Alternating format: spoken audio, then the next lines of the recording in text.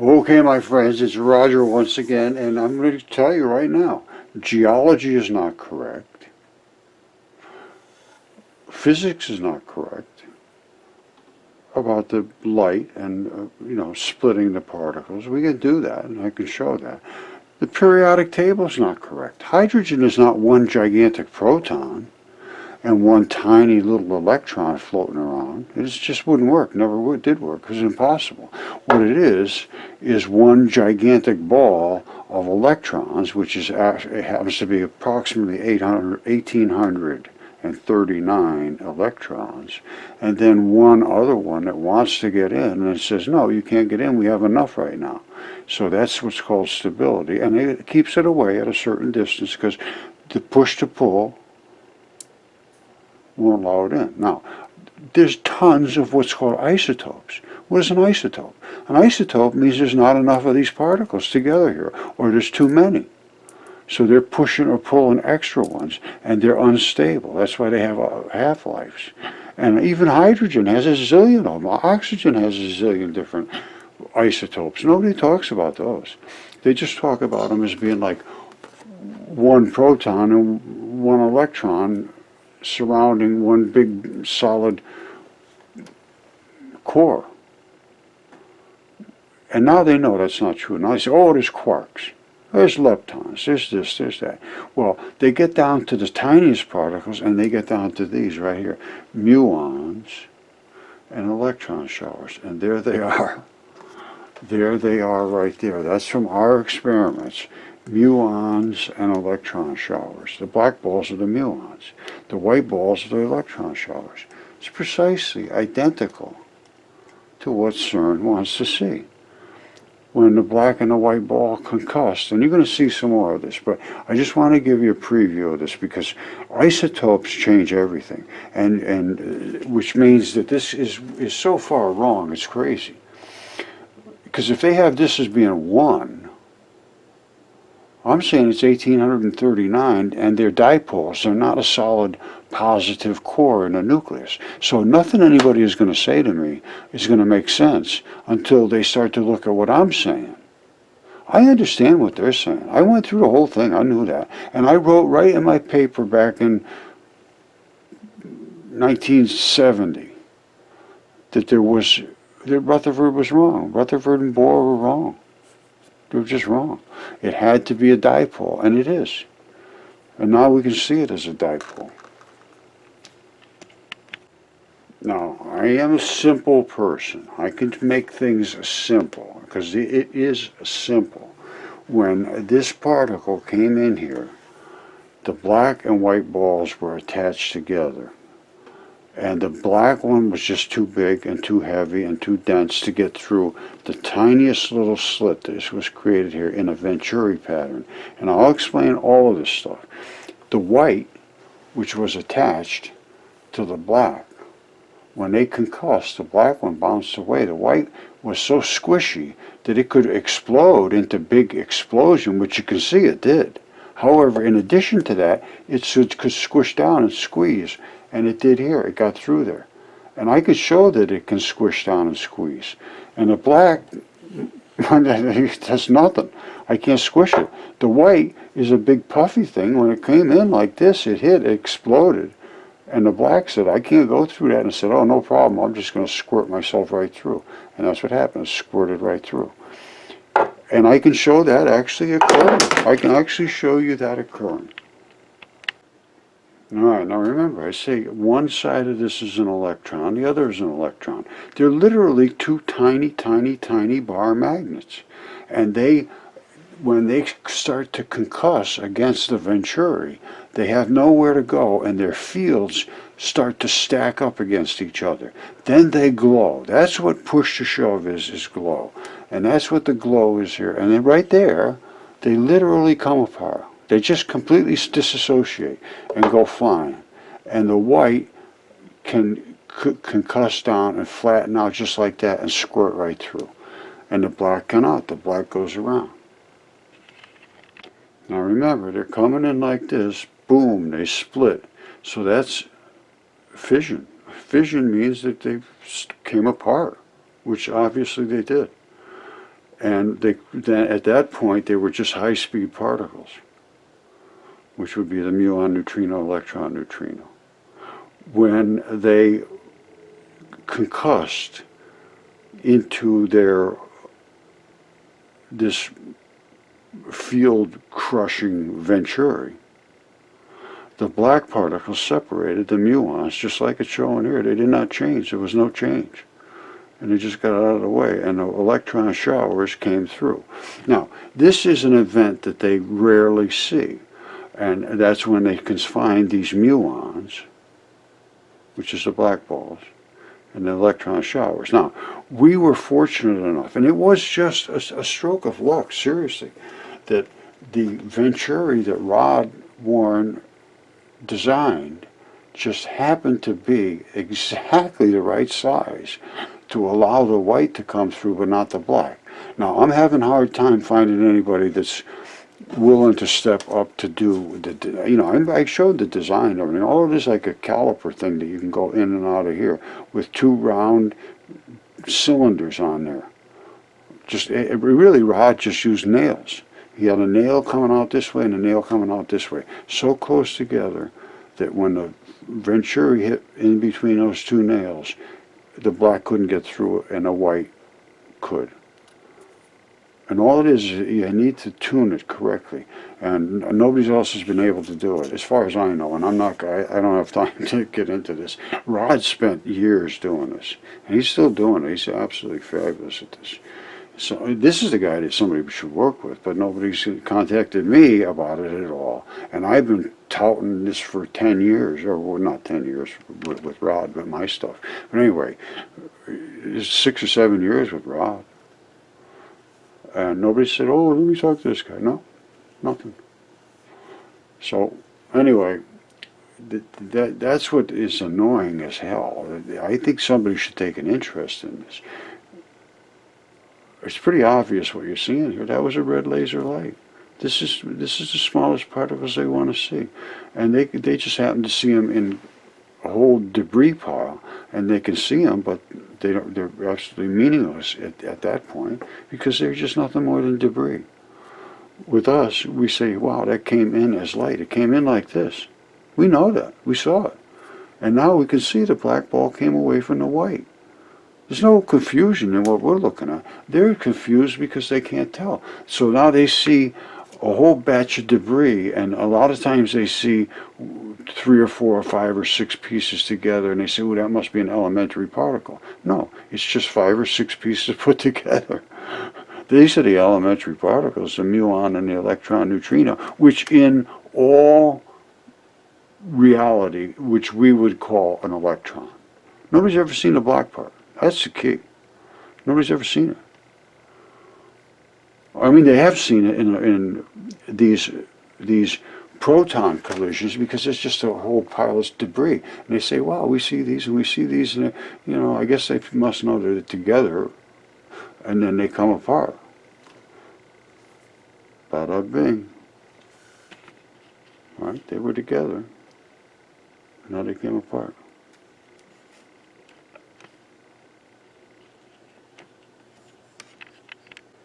Okay, my outstanding friends, it's Roger once again, and if you have ever taken chemistry, or biology, or physics, or geology, or any of that stuff, it's time to reassess what you were told was factual in all of those areas, every single one of them.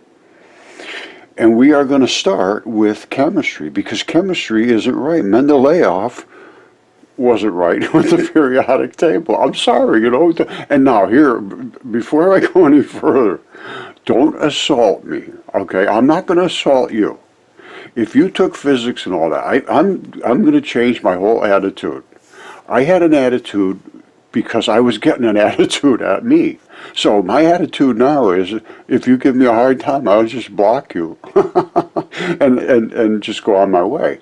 So, I mean, if you want to present evidence. That's what I really want. And I felt terrible today because I blocked the guy, and he was the only guy that actually presented evidence. But then he says, "Oh, you got to take you're delusional, and you need to take some Adderall, and you got all kind of problems mentally." And I said, "That's it. You're done. Case closed." But I'm not going to take it anymore. None. No more. Zero. Insult me for nothing, you're gone.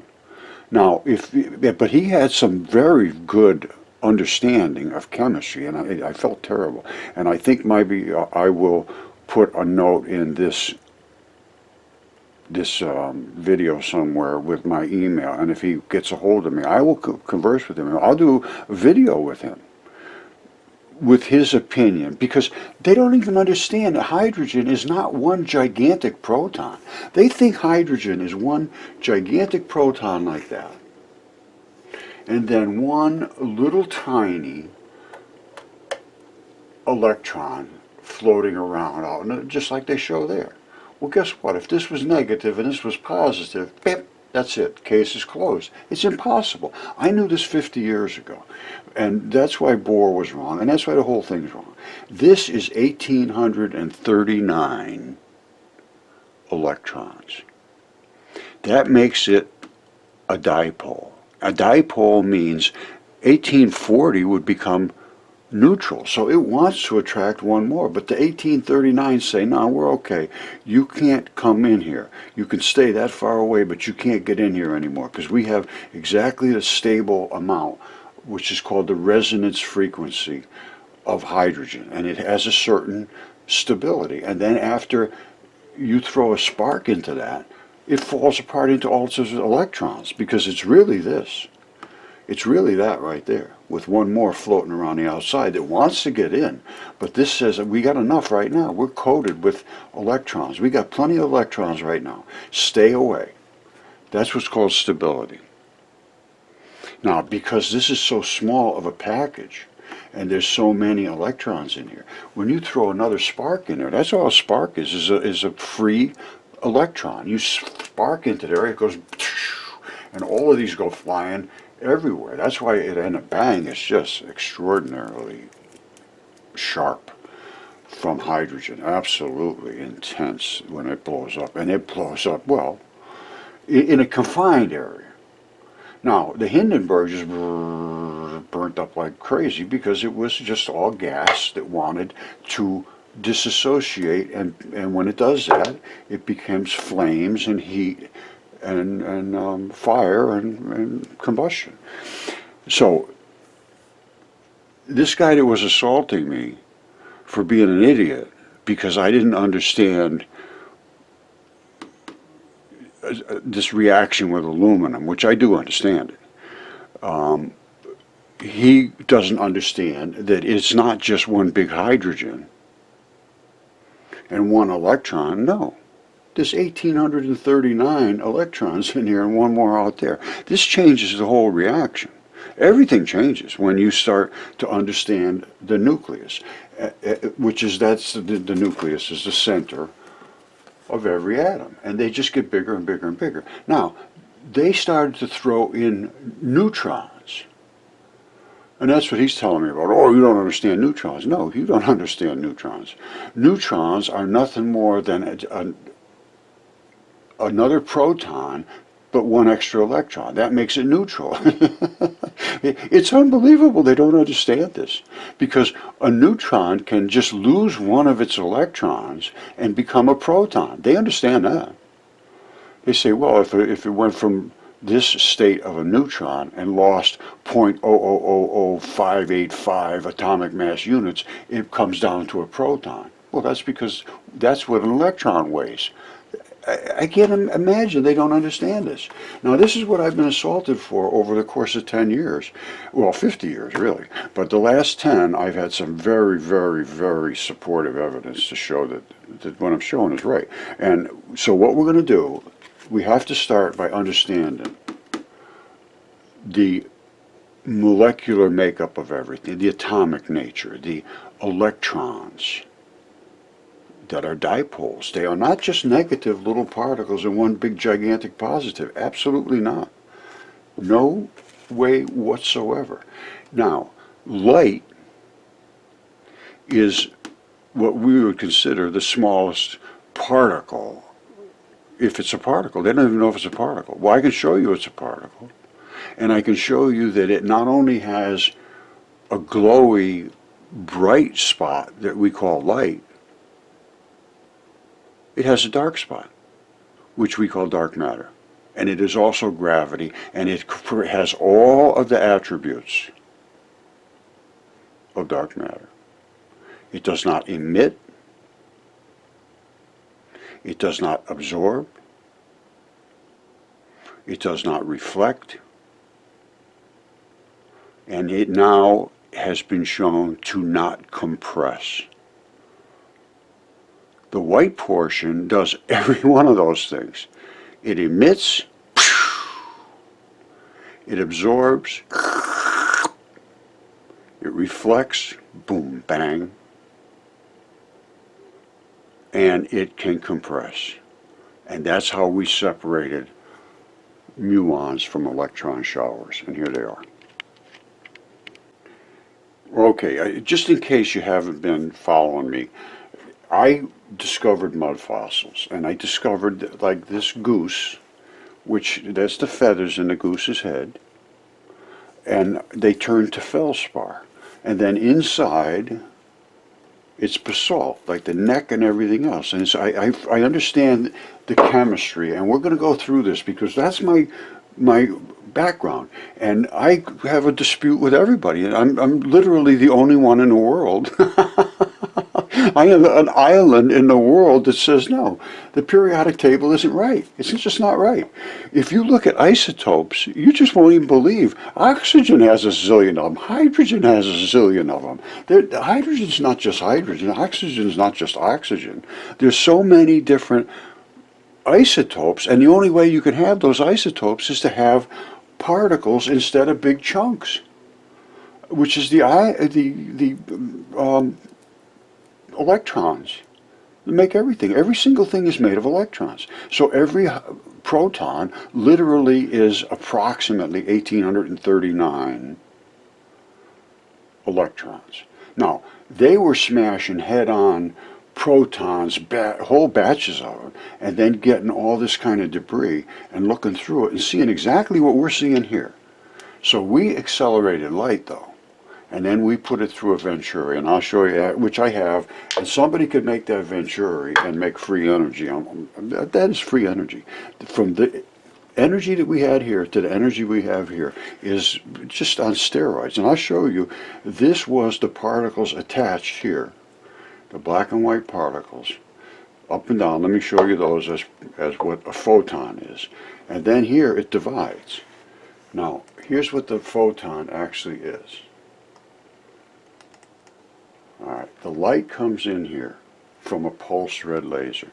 As it backs up against the Venturi, which is here, it displays itself as these black and white balls attached together, this is a photon. That's a photon. The green is exactly identical, except it's more energetic. It's much more energetic than the red. But the configuration is identical. Now, the white part there glows as it heads forward. So the one that's in front starts to glow more than the back one. And eventually it'll glow so much it'll flip, and the top will, and they call that up and down spin. And it's all understandable now once you get into electron flood theory. And once that thing splits up, I mean it splits up. All right, and here it is right there. There's the Venturi.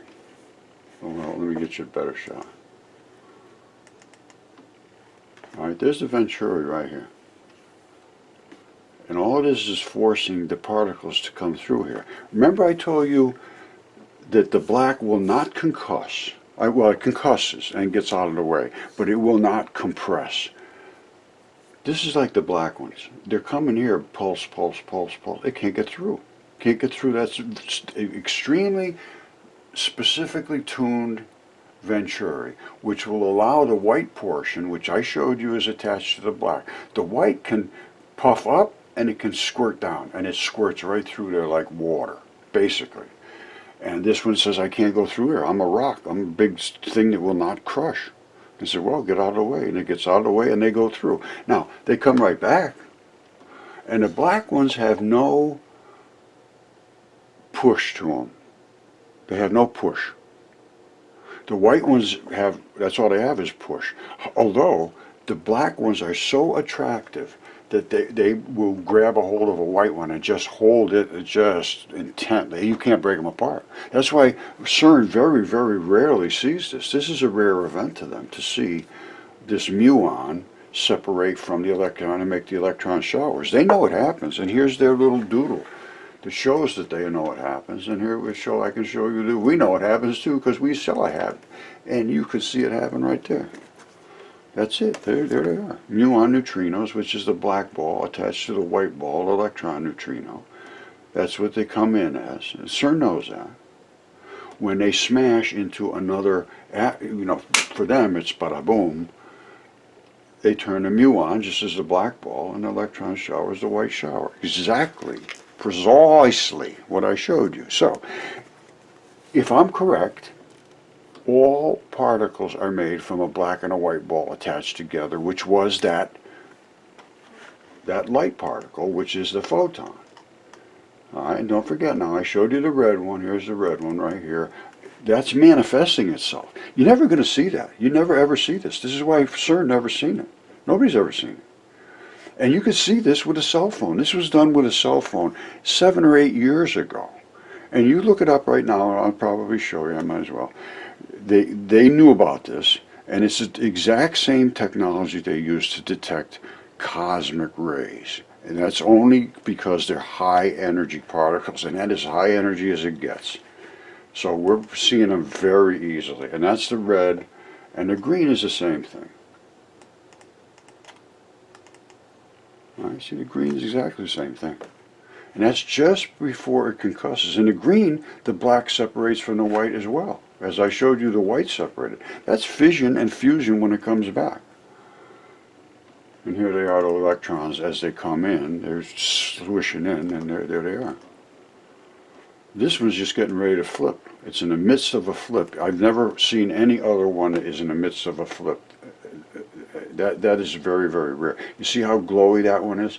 That was the leader, and it was not glowy here, and it's just going blip. It's making its flip. That's the, I guess they call it the oscillation. I don't know. And here it is. This, I'll show you how the oscillation works. Here it is right here. That's the red one. It's coming this direction, photon. The glowy white ball and the black muon, which to me is dark matter, and it's dark energy, and all it is gravity, and here it is right here. There's one, and there's the other one. Now, why is this one not as glowy as that one? They're two different sizes, two different intensities, two different energy levels. This one's getting energetic. The more glow is the more energy. It's as simple as that. The more glow is the more energy. These don't have energy at all, none, zero. The black ones, there's no energy at all.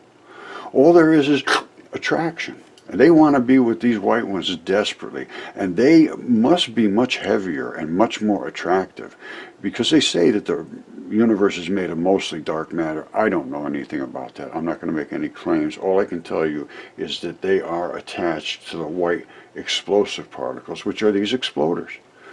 That one there is the leader. It's glowing like crazy. Well, it's starting to glow.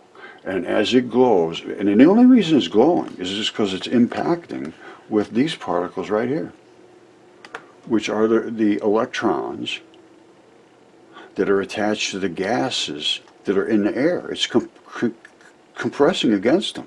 This one here is doing nothing. It's saying, well, there's nothing for me to bang into. This guy's in my way. So the dark matter shields this one.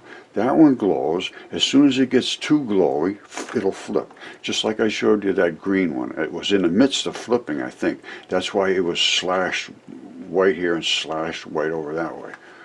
Now, let's see if I got something else to show you. Hold on. Okay, so I believe I have shown you that the red and the green particles are basically identical particles. Now, what's the difference to them then? Why is one green and one red? It appears to have something to do with the frequency of the spin. And the more frequency, the closer to blue you get. Now, red is on that slower frequency, and then green is a little faster, and then blue is really fast. Now, here they are interacting at the venturi at the same time. Now, don't forget, this is a slit. Like there's like two nails just like that, going straight up like that, and the venturi is hitting. The lasers are hitting that venturi right one above the other. So, what's the interaction here?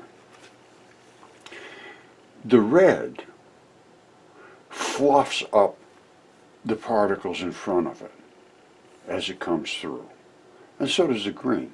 But the green is so powerful that it really doesn't interact with the particles until pretty much way out here. However, in this case, the red fluffed up the particles that were in front. So the green did interact.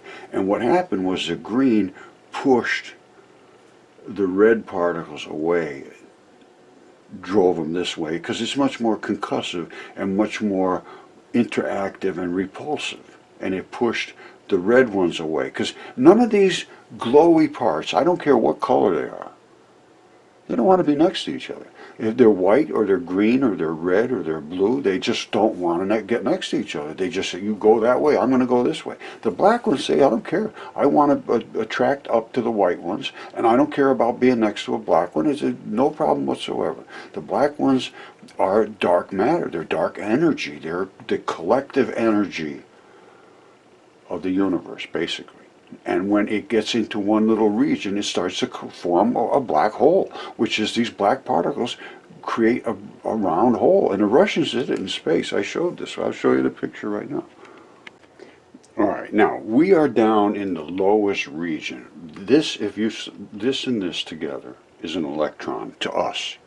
We never knew about the black particle. All we knew was that there was a glowy thing that would go through wires and create energy, and it would reflect and bounce back as light, and it was emitted from the sun and all that stuff. Well, they are particles, and one of them is an electron. Two of them together make what we call a photon, which is a light particle. That's all it is light. It came out of a red laser, so don't tell me it's not light. It is light, and it concusses and it glows in different proportions depending upon who is leading and concussing. Now, everything that's magnetic, which these are magnetic particles, dipoles, everything that's magnetic has a white crust around it. Because these are such elementary particles, there's no crust. But if there was enough of them, you'd have a black ball and you'd have a white surrounding, which are these magnetic particles in a magnetic configuration identical to this magnetic configuration. You see it? When I take that magnet and I come up against this, the white particles are on the outside, just like they would be. Now, in outer space, there was a box, a bucket. I'm going to show you this in a second. And all magnets do the same thing. You see this? All right. Now, in outer space, well, let's look at it and I'll explain it. All right, follow me on this. This is a little tiny bit technical, but not bad. What are we looking at? This is outer space. Zero gravity. All right, now zero gravity just means that everything can float around and it's not being pulled to each other by the force of gravity, which Earth is literally a black hole on its own. It's not a complete black hole, it's just an extremely attractive dark energy source. And anytime you have magnetic, just like this, the same thing. You see this? It's the exact same thing. Exact same thing. I hope you can see that. I don't know if you can or not, but that's what magnetism is. Now, on Earth, you would never see this, because it would flatten out. Because Earth sucks all these particles to Earth. So all you'd see is a white layer across here. In outer space, here's what happened. This is a container. So, and they made it into a vacuum. A vacuum means that they sucked out every particle that was in here of gases and molecules. So there's absolutely nothing inside this container. But what they failed to understand was the container itself is 100% coated with electrons, because electrons push away from every other electron. So what is going to happen is, as these particles are like this, they're not just randomly around the edge. They're all focused where the white part pushes in, and other white parts are going to push against those. So that forms this white ball in the center, and then the black ball in the center of that. So you got push to shove, push to shove, push to shove, push to shove, push to shove, and it ends up being all the black balls end up collecting in the center, and the whites surround it.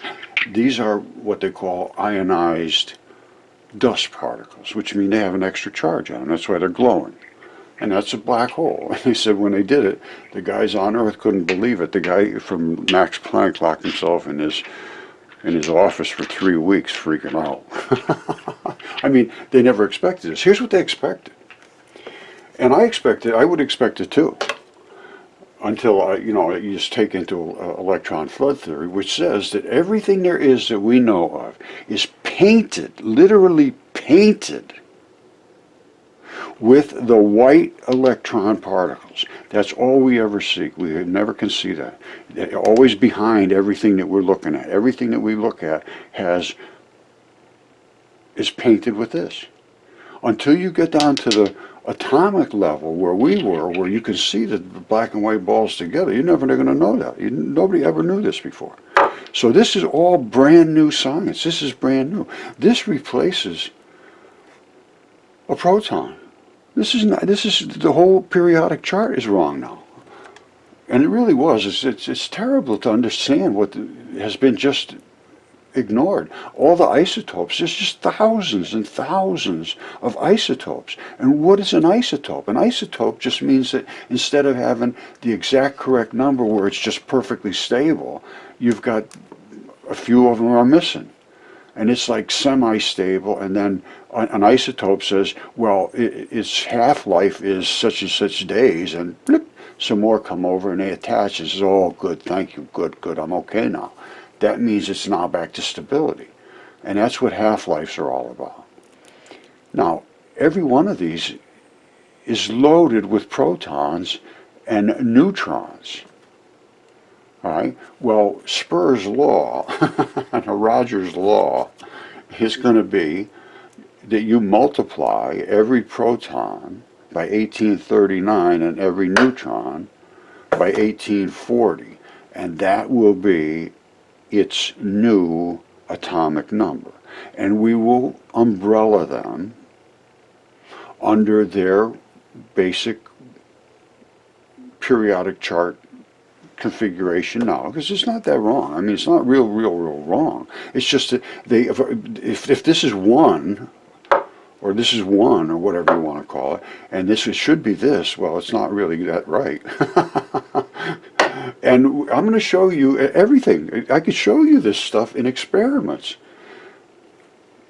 There's not a lot of guesses going on here. It just needs to be looked at closer. And then we can get into the real nature of matter. And you look and you say, oh, Roger, what's all this stuff about these mud fossils here? What's this goose's head? All right, and his feathers. And why are you showing us all this stuff? And what's basalt? What's going on about basalt? And what's about feldspar? What about all these different minerals that you're talking about? Well, those minerals are from a formation of stabilization, which includes this kind of interaction between little molecules in aqueous situations.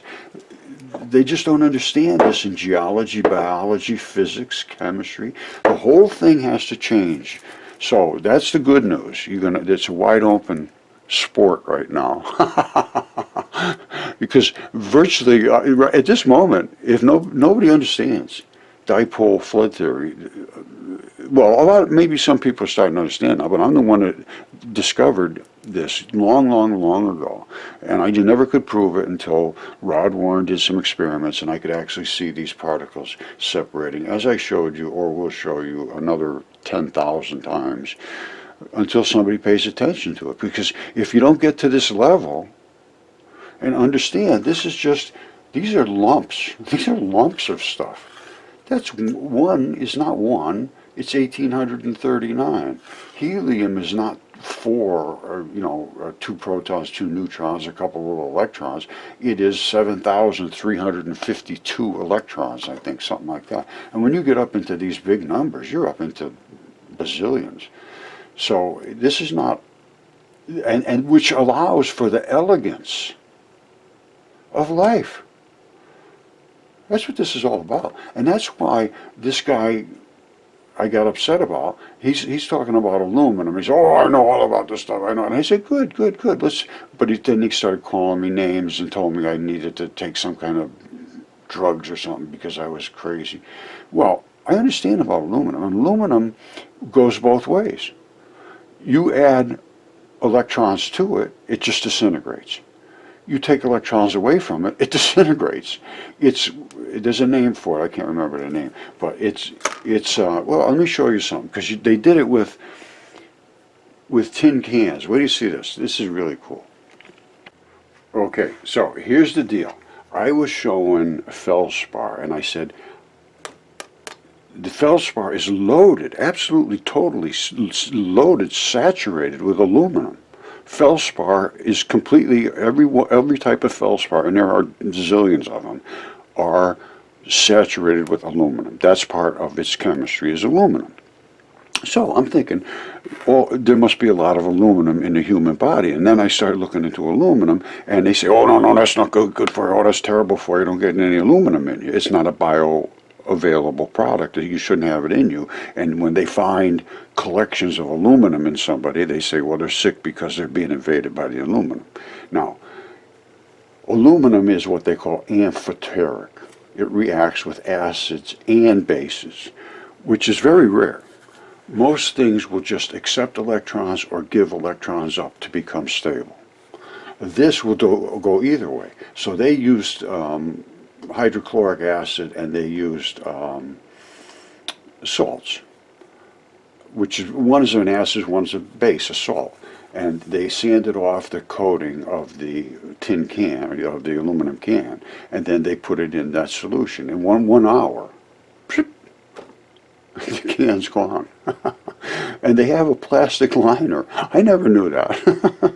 Anyway, this guy assaulted me, and I blocked him, and I feel bad. I shouldn't have blocked him, because I'd love to talk to somebody that has some knowledge about this. And he obviously had some knowledge, but he had that really nasty knowledge of, oh, I know, I've read everything. Well, good for you.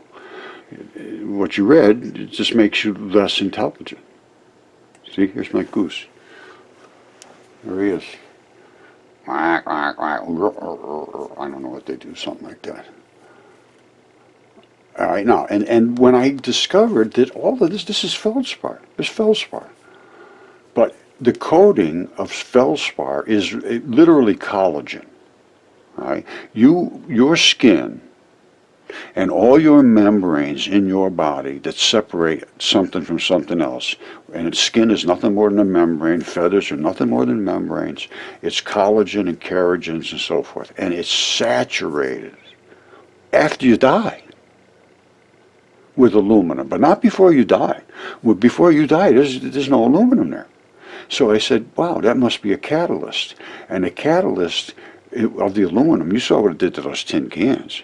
In an hour it took to do that. Now, I believe the aluminum, you need a lot of aluminum in your system somehow, these aluminum particles, to do all this catalyst. They don't incorporate into you. They're not supposed to be in your tissues.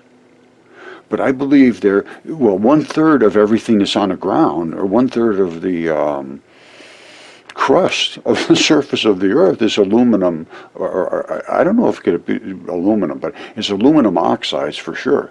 They say 1/3 is aluminum. Now I don't know if it's 1/3 is aluminum oxides or aluminum itself, but there's a ton of it attaches to biology after it's dead. That's the key. Only after it's dead. And he assaulted me for saying I was doing this and talking about the catalyst and it only does this and that. And, you know, we're kind of nasty. And I'm done with that. So, you know, don't do it. Don't assault me nasty like I'm stupid. You know, if you have something to say it.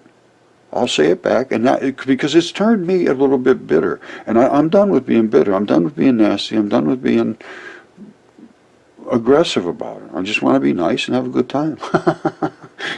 And understand what happens to these molecules. And some of them, when they concuss, they glow like crazy. And then it can squirt right down to this through that little venturi. And the black one, she's a no compress. It hits like Xerox. Okay, I'm going to leave it at this for today. We're going to start a new show, and I hope it's going to be daily. And what we're going to do is have an interactive channel that we're going to do Zoom meetings on. And I will have all this stuff laid out, and I'll be able to show my screen and all kinds of things. We're going to start right out by trying to understand what is actually an electron and a proton and a neutron.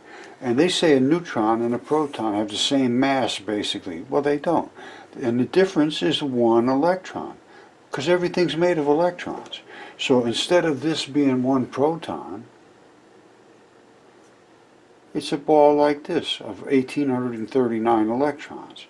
You add one more electron, and instead of being a negative ball, you add one more, it becomes neutral.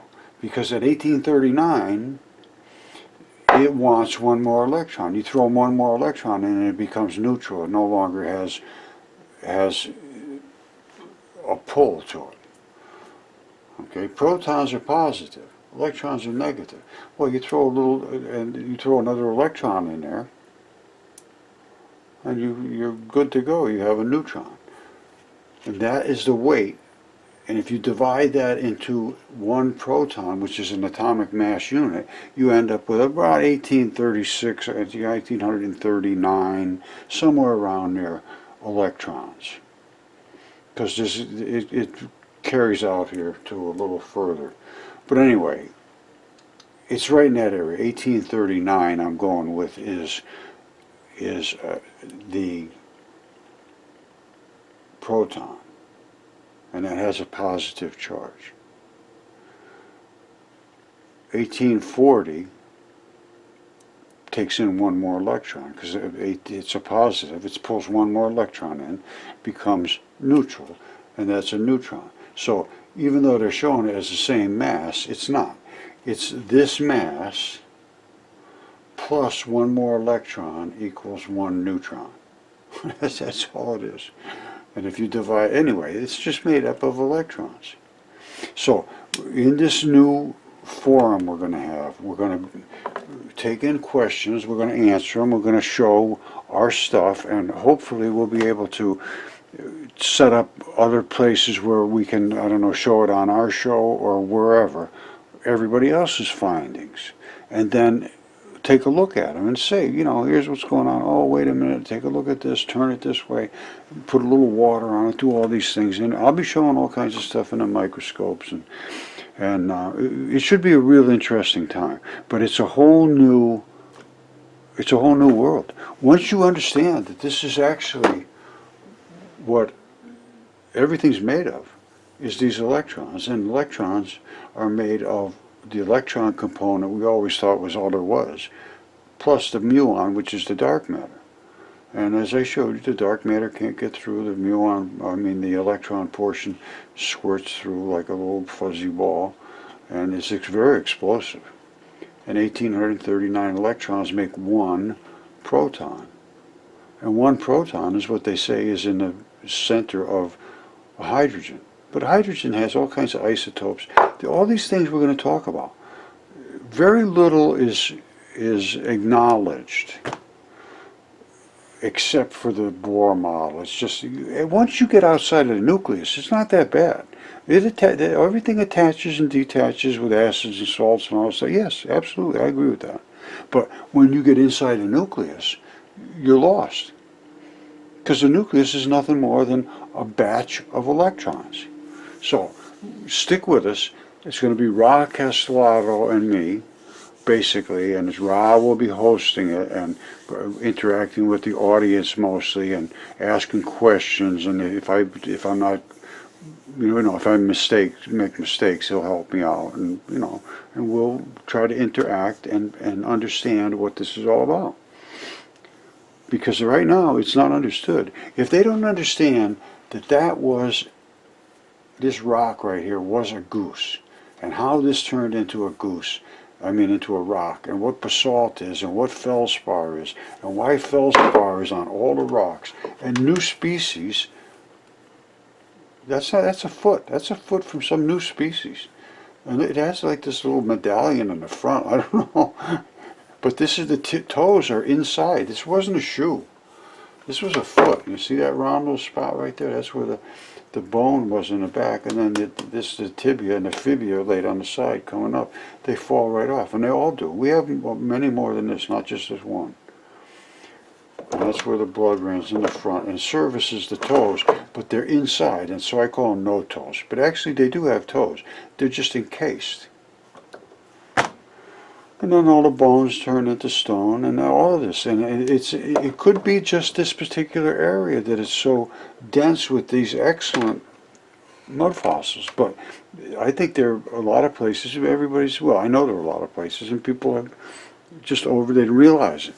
They've been accepting the geology that was just sort of made up stuff.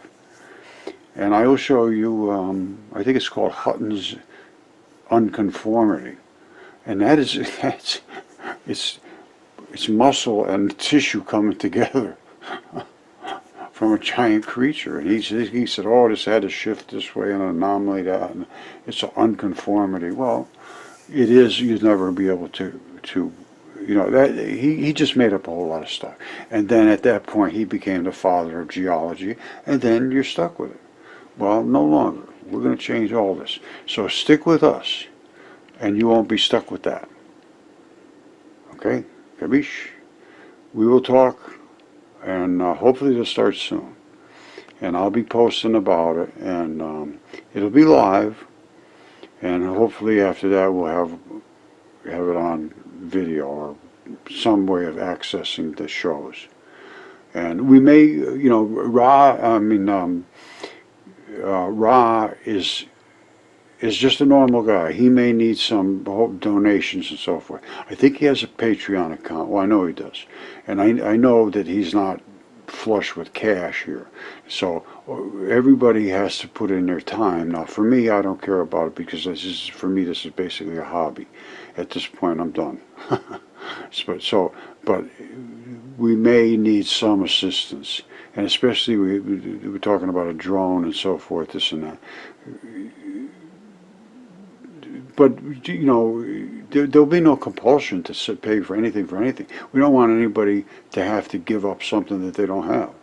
And everybody should have access to the same amount of understanding about things. And if you happen to be got a little excess, well, kick.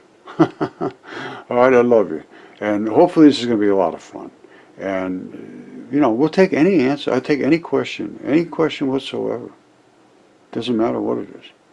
And we'll have like an open question days, and other days maybe they'll just be stuck on some specific topic so that we don't get way off in the woods. And other days we'll just talk about woods. What's out in the woods? We should see this morning. I get up this morning, I go out, and it's like 7 o'clock in the morning. All of a sudden I hear like that outside my front window, and I look, and the birds take off. About 1 million of them take off. We feed them like a ton of these doves. And then all of a sudden I see a fox come walking around the front. He was going to attack all the birds. They took off it sounded like a little tornado going off the front of the house. And here he comes sauntering in front. He didn't get any of them, but I tell you, it's an amazing world. All right, I love you. We're going to talk. We talk about virtually everything, and hopefully we have a good time and enjoy it and get some truth out of life.